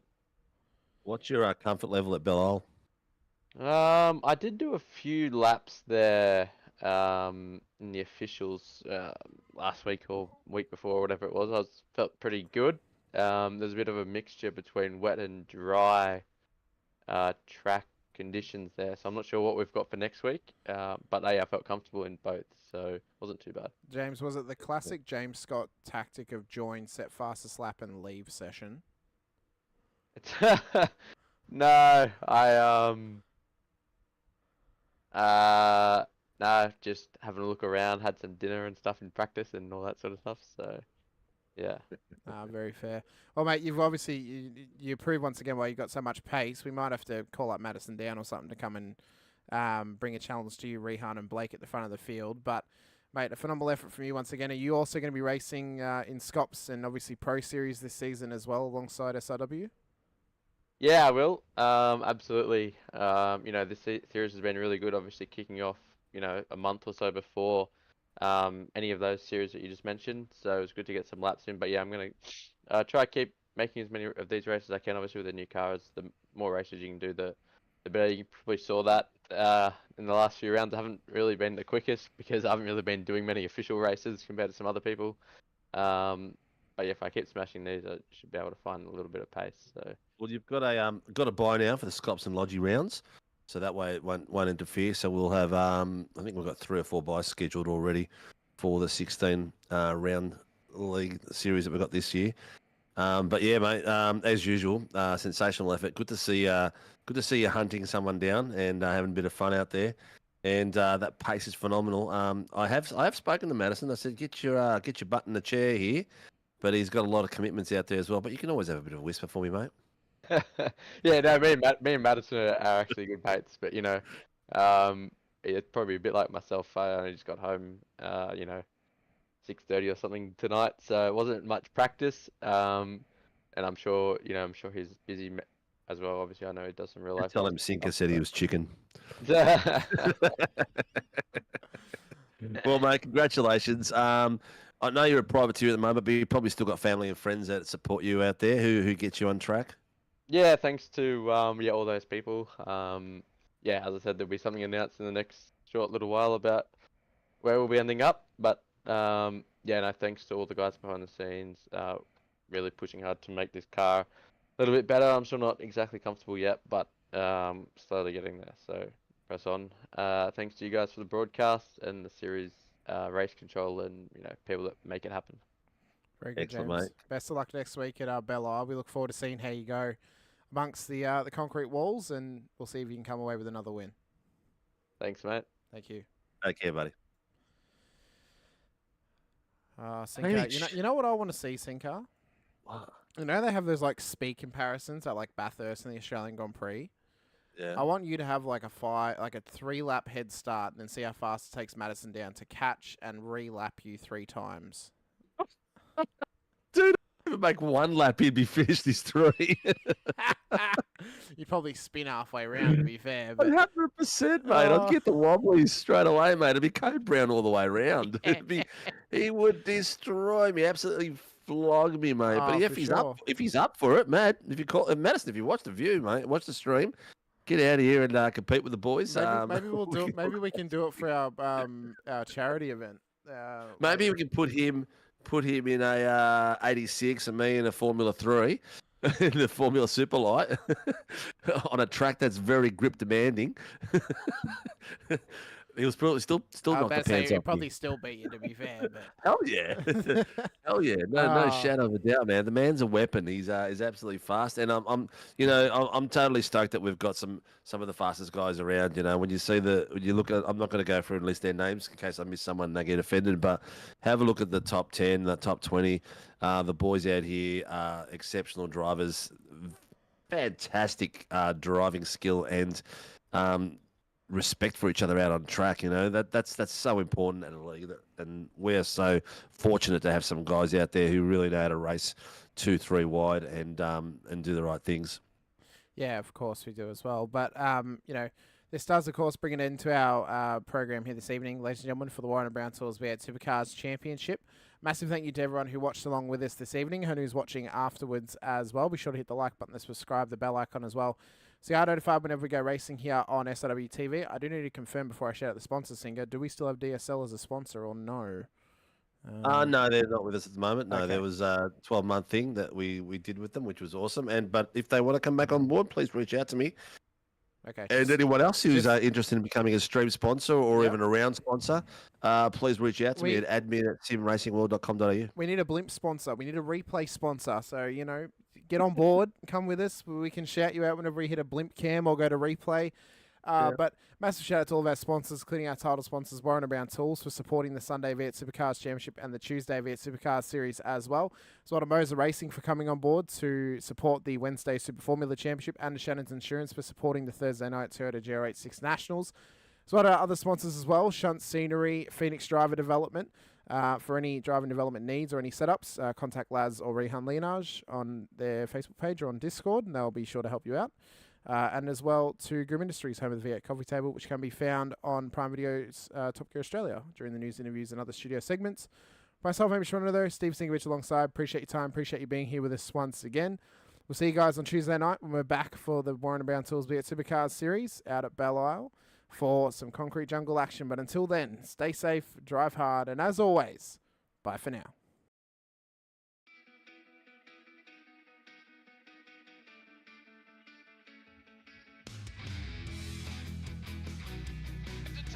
This is amazing. It was clash heads again. This is like Chaz Mostert and Cam Waters. Almost the same situation. Better contact going down the hill. Sam Noble wants to sniff on Dave Coleman now. Sam Noble bottle right now because, tell you what, Bruce Tanak and Jamie Dyke just absolutely drove away.